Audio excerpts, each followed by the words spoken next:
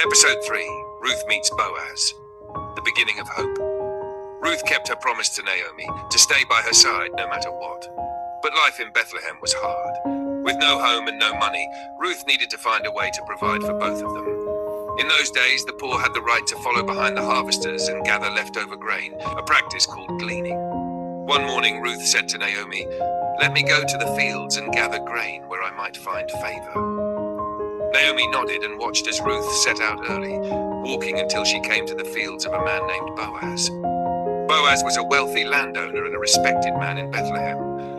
What Ruth didn't know was that Boaz was a relative of Naomi's late husband, someone who could help restore their family. Ruth worked quietly, gathering grain from morning till evening. The sun beat down, her hands grew sore, but she kept going.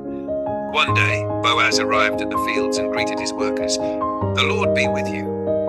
His eyes scanned the field and fell on Ruth, working diligently. He asked his foreman, "Who is that young woman?" The foreman answered, "She is the Moabite who came back with Naomi.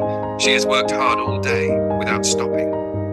Boaz went to Ruth and spoke kindly. "Don't go to glean in another field. Stay here near my servants. I've told the men not to touch you. And if you get thirsty, drink from the water they bring."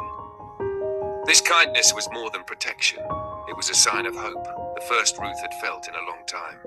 When Ruth returned home and shared Boaz's kindness, Naomi smiled. "This is good," she said softly. "The Lord is watching over you." This is Stories of Ancient Truth, where the past speaks to the present. Like, share, and follow for the next episode.